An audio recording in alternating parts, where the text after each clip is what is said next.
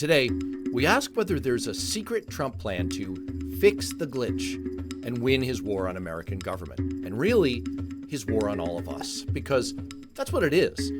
A war between Donald Trump and everyone else who he doesn't see as essentially being his servant. That's his entire worldview. And everything we've seen since January 20th, since he became president again, has all been aimed at saying, here's my side, and here's everyone else. If you're on my side, you work for me or you worship me. And if you're not on my side, even if you're an American citizen, even if you're protected by the law, you're my enemy, and I'm going to hurt you. His war on the American government is a war on us. I wrote an argument about this in Newsweek this past week about this and what he might really be up to, what his secret plan might be. So here's the adaptation of my most recent Newsweek article titled, "Will Trump Fix the Glitch to Win His War on the Government?" Does Elon Musk have a dark glitch plan as his ultimate secret weapon? Well, there's a famously funny version of this. In the classic movie Office Space, a buffoonish boss brings in a couple of weaselly consultants to figure out which employees to fire. They zero in on the hapless worker, Milton. You remember the red swingline stapler? That guy. They discovered that even though he'd previously been laid off, no one ever told him. I looked into it more deeply, and I found that apparently what happened is that he was laid off 5 years ago, and no one ever told him about it. But through some kind of glitch in the payroll department, he still gets a paycheck. So we just went ahead and fixed the glitch. Great. So, Milton has been let go. Well, just a second there, Professor. We fixed the glitch. So he won't be receiving a paycheck anymore, so it'll just work itself out naturally. Hilarious. Now, here's the dark version. For the past 3 weeks, representatives of Elon Musk's Department of Government Efficiency have been playing the role of those office space consultants. They've been parachuting into federal agencies. They've been conducting struggle sessions with employees, like literally saying, what's your job? Why is it valuable? And they've been demanding access to sensitive data systems. Now, that's not a small point. The data could be the key. Wired broke the story that Musk's team got access to the computers. Now, note, this is a subject of unresolved litigation, so we don't know how this is going to end up. We know that Donald Trump's appointees have at least reconnoitered the system, and they retain some access to these very sensitive computer systems. And they've gotten access to a little-known agency called the Bureau of Fiscal Services, BFS. That bureau sends out almost all payments from the federal government. A lot of it goes through an even more obscure office called Federal Disbursement Services. Trust me, it's down in the weeds. But the point is, they send out money for things like your federal income tax refunds, Social Security benefits, veterans pay, pensions, education benefits, and pay for federal workers. So, what if instead of dealing with all the fuss of trying to fire some senior people, changing legal protections in order to get rid of thousands more, or offering to buy workers out, you remember the whole fork in the road plan? What if Trump simply chose which federal employees he wants gone and then tells Elon Musk, fix the glitch? Again, maybe he'll be successful with the things he's trying to do right now. But let's just game out what would happen if he tried to fix the glitch. The affected employees could ask their bosses for help getting their pay. They could file a formal grievance. But the agency higher-ups are Trump appointees. They're not going to defy him. I mean, after all, if they did, they could end up on the hit list themselves. So the glitched employees could try, but the ultimate power to release payments would still rest with Elon Musk. They could file a lawsuit. Well, good luck with that. If they tried to do it on their own, they'd have to expend their personal resources against the vast resources of the United States. If they sued through the Federal Employees Union, which is what happened with the data intrusions and that whole buyout plan, it's also an option, and judges might even issue temporary injunctions. But the Trump team knows that the legal dominoes are all lined up to fall in their favor. Defying the law would bring no real legal consequences for the people involved.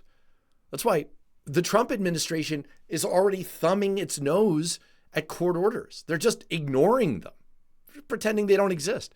I mean, after all, the Attorney General, Pam Bondi's Department of Justice, isn't going to pursue them. The Republican Congress is actively protecting them. They're saying that Elon Musk can't be subpoenaed. And as my friend Kim Whaley at the University of Baltimore Law School, she's a legal contributor for ABC News. She's the author of the newsletter Simple Politics. As she brilliantly lays out in her book about the pardon power, the Supreme Court's immunity ruling last year handed them the ultimate 1-2 punch. Trump can't be prosecuted, even for directing a conspiracy to commit a crime, provided it's tied to his official duties, and he can pardon any of his minions who act illegally. So even if there were a protracted civil lawsuit from anyone who got Miltoned in the federal workforce, it would almost certainly end up in a Supreme Court that's shown immense deference to the president's executive authority.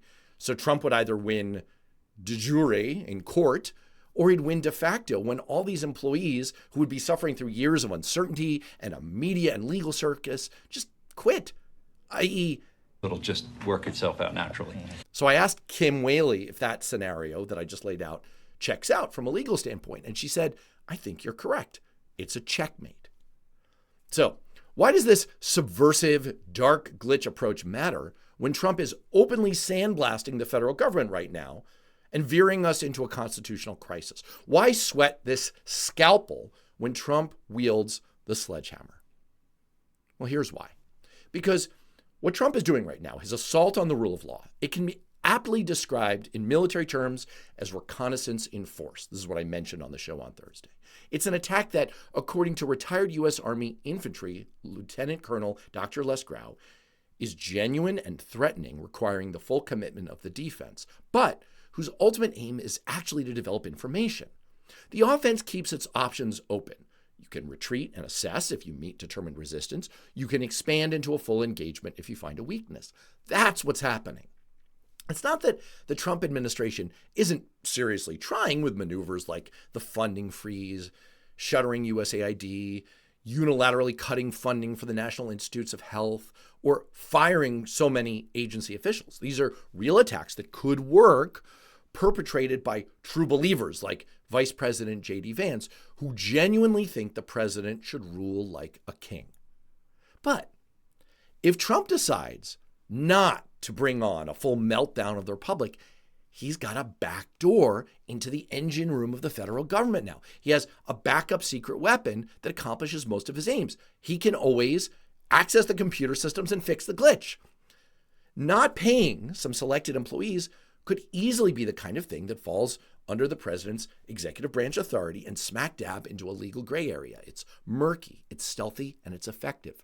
It's hard to get the public pissed off over the plight of federal workers they've never heard of, and it's hard for agencies to function when all of the glitched, Miltoned, non-MAGA people start to self-deport themselves. They start to give up and leave federal service. It's reconnaissance in force. It's a real attack that he's doing right now, but he's leaving his options open. And let's not forget that glitching workers like this is its own kind of reconnaissance and force maneuver.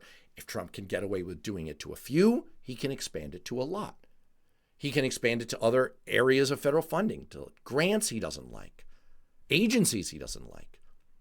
He can make entire agencies collapse by selectively taking away the pay of key personnel. Why try to shut down the EPA when you can make them collapse into sheer dysfunction because they don't have the key personnel to operate? Why bother to fight the courts for the next couple of years when you can do this stealth plan that you can probably get away with and gets to the same place? He who pays the piper calls the tune. The Trump team has been cagey enough to remember that. And now we may all have to face the music.